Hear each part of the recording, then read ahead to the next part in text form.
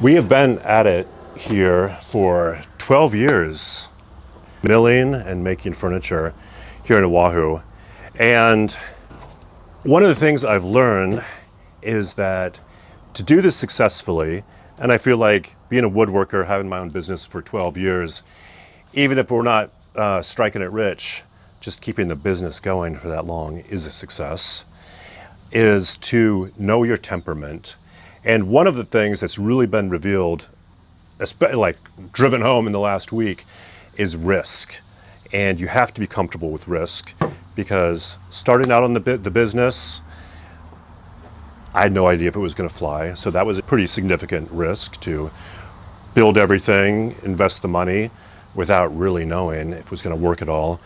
But so often with these logs, I mean, we work with the professionals, but these things are massive and things go dramatically wrong.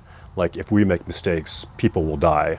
I mean, I've come close to dying multiple times, notably hauling a koa off of Tantalus several years ago. So being comfortable with risk is actually a key element to this part of it. And so knowing your temperament, if that is not in your personality, I think it might not be a great fit. But if you can take on some risk, then I think that's a huge advantage in this world of wood.